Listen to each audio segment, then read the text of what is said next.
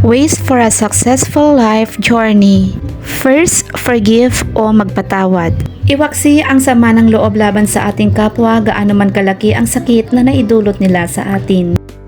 Huwag nang maghiganti dahil sayang lang ang lakas at ang panahon. Sa halip, matutong magpatawad at mag-move on.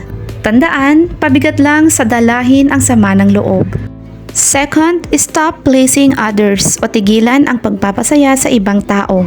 Huwag kang matakot o mahiyang magsabi ng hindi sa kahit kanino kung ayaw mo o hindi mo kaya ang isang bagay para lang pasayahin ang ibang tao. Tandaan, hindi mo kayang pasayahin ang lahat ng tao kahit ibigay mo pa ang lahat. Kaya unahin mong pasayahin ang Diyos, pangalawa ang sarili.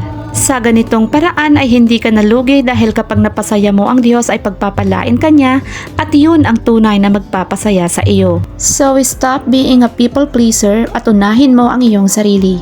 Third, avoid carrying heavy items or iwasang magbitbit ng mga mabibigat na dalahin. Halimbawa ng mga ito ay ang mga luho natin na hindi naman natin kaya. Nalulubog tayo sa mga utang o nai-stress dahil sa dami ng ating mga obligasyon sa buhay. Dahil pinipilit nating magkaroon ng mga bagay na hindi naman natin kaya. Live within your means. At huwag tayong lalampas sa kung ano lang ang kaya natin sa kasalukuyan. Fourth, travel with growth-minded companions or maglakbay kasama ng mga taong may pagpapahalaga sa paglago. I-check mo ang mga taong sinasamahan mo. Kung sila ay nakasisira ng iyong mga goals at focus sa buhay, ay marapat na iwasan mo na sila. Hindi sila magandang impluensya sa iyo. Umiwas sa mga taong maluho, mabisyo, tsismosa, masama ang ugali at walang pangarap dahil mahahawa ka sa mga masasamang gawin nila sa buhay. Ang sabi nga sa Biblia, ang masamang kasama ay sumisira sa magandang ugali. Unang Korinto, Kapitulo 15, versikulo 33. Kaya makisama lamang sa mga taong may takot sa Diyos at mabuti sa kapwa. Sa mga taong makaiimpluwensya sa iyo na maging mas mabuting tao.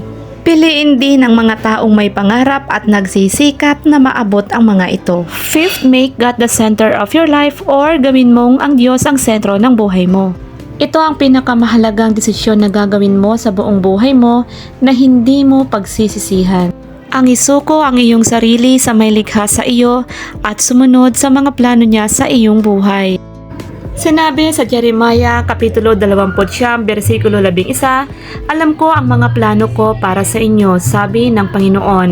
Plano para sa inyong kapayapaan at hindi para sa kapahamakan. Plano upang bigyan kayo ng pag-asa at kinabukasan. Inspired? Spread the inspiration. Like, subscribe, and share. Thank you!